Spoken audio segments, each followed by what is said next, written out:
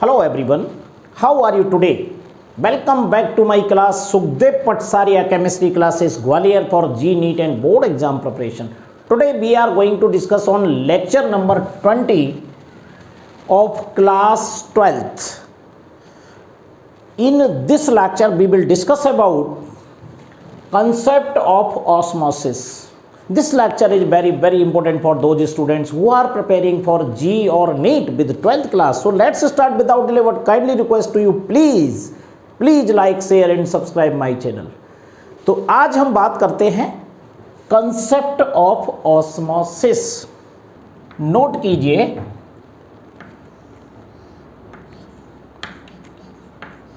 Osmosis is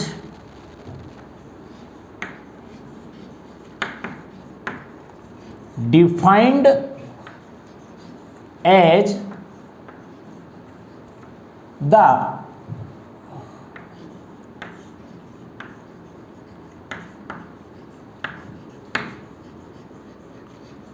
spontaneous net flow of solvent molecules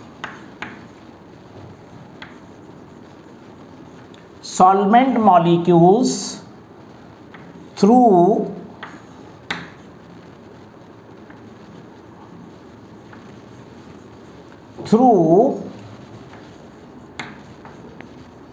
semi permeable membrane.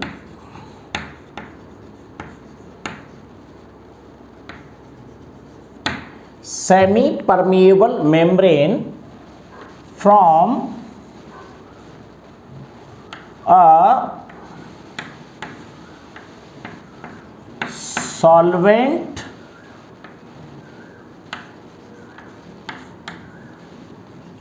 molecules to a solution. देखिए, एक simple सी कोई भी चीज अगर आपको पढ़ना है, किसी भी टॉपिक पर पढ़ना है, तो सबसे पहले जो नाम है ऑस्मोसिस, तो उसे जानने के लिए हमें जो पेपर में लिखना है उस चीज को समझने की कोशिश करिए. तो सबसे पहले मैं ऑस्मोसिस की डेफिनेशन यहाँ जो लिखी है आप एक बार और सुन लीजिए, फिर इसके अंदर की सारी चीजें मैं बताता हूं आपको. Osmosis is defined as the spontaneous net flow of solvent molecules through semi permeable membrane from a solvent molecule to a solution. क्या है इसका मतलब? इसमें दो तीन वर्ड मोस्ट इंपोर्टेंट है. एक तो वर्ड आया सेमी परमिएबल मेम्ब्रेन, ये सबसे मेन वर्ड है. नंबर 2 स्पॉन्टेनियस नेट फ्लो, उसके बाद में सॉल्वेंट और सॉल्यूशन. ये 3-4 वर्ड इसके अंदर आए हैं. तो ऑस्मोसिस कैसी प्रोसेस है? एक स्पॉन्टेनियस प्रोसेस है, अपने आप होती है. तो ऑस्मोसिस एक स्पॉन्टेनियस प्रोसेस है, पहली बात. नंबर 1, इसमें 2-3 पॉइंट आप याद रखें. नंबर पहली चीज, कैसी प्रोसेस है? Spontaneous process. Okay. Number 2 second word इसमें आता है, it involves semi permeable membrane, यानी SPM. It involves semi permeable membrane. इसकी हमें जरूर, बिना SPM के ऑस्मोसिस पॉसिबल नहीं है. नंबर तीसरी चीज याद रखना है कि इसके अंदर केवल लिक्विड सॉल्यूशन ही इन्वॉल्व होता है. Liquid solution, it involves liquid solution. In gases के अंदर ऑस्मोसिस नहीं देखा जाता, केवल लिक्विड सॉल्यूशन के अंदर ही इसे देखा जाता है.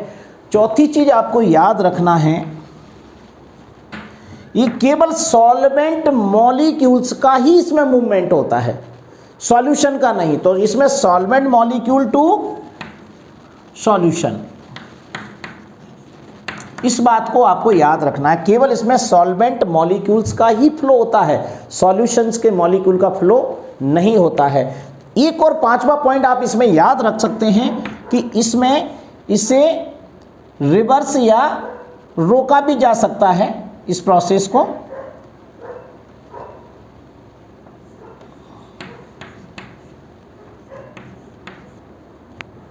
रिवर्स और स्टॉप,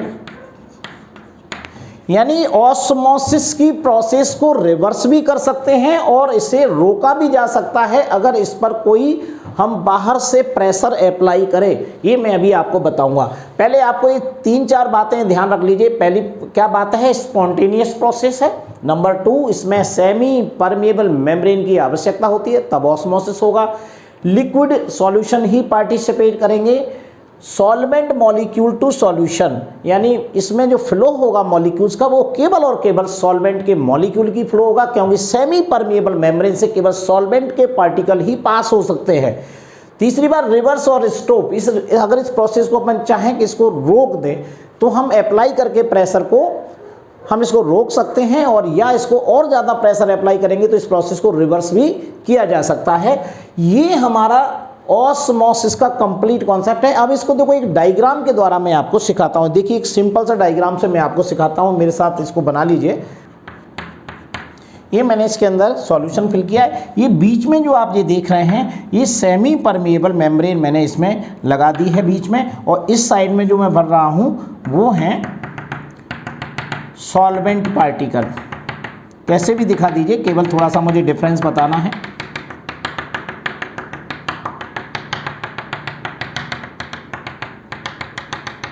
देखिए इसमें क्या है, इसमें फिल किया हुआ है मैंने सॉल्यूशन।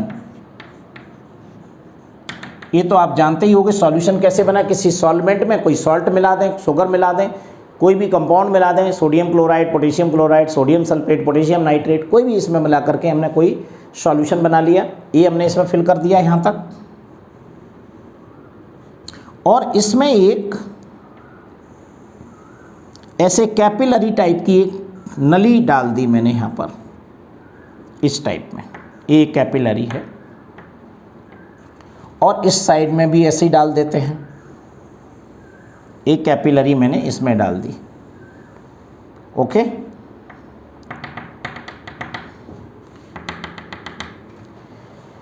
ये देखिए ये कैपिलरी मैंने यहां पर डाल दी इसमें।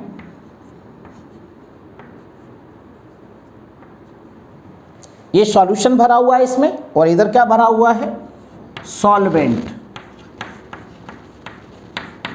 ये देखिए बीच में जो आप ये देख रहे हैं एक पार्टिकल टाइप का, एक से लंबी लाइन में जो बता रहा हूं, ये यहां पर इसको मान लीजिए एक सेमी परमेबल मेम्ब्रेन है, इसमें पोर्स होते हैं, तो इसको हम लिख देते हैं सेमी परमेबल मेम्ब्रेन, शॉर्ट में इसको SPM लिख देते हैं। ये क्या है, सेमी परमेबल मेम्ब्रेन, ये कैपिलरी है। अब ऐसे सॉल्वेंट के पार्टिकल का साइज होता है छोटा, और सॉल्यूशन के अंदर आप सॉल्वेंट प्लस सॉल्यूट रहता है, तो सॉल्वेंट के पार्टिकल सॉल्यूशन की तरफ फ्लो करते हैं इस टाइप से। ये सारे पार्टिकल किधर जाएंगे, सॉल्वेंट से सॉल्यूशन की तरफ फ्लो करेंगे। जब ये फ्लो करेंगे तो इस वाली कैपिलरी में इस सॉल्यूशन का जो लेवल है वो ऊपर तक, यहाँ तक पहुँच जाएगा। इसमें ये यहाँ तक था, तो ये मान लीजिए भरा हुआ है, तो इधर से लेवल कम हो जाएगा और इधर से इसका लेवल बढ़ जाएगा। ये है spontaneous flow of solvent molecule through semi permeable membrane from solvent to a solution. ये है सॉल्वेंट के पार्टिकल का सॉल्यूशन की ओर स्पॉन्टेनियस फ्लो। तो यहाँ से हमें ये पता लग जाता है कि इसमें ऑस्मोसिस की प्रोसेस हो रही है।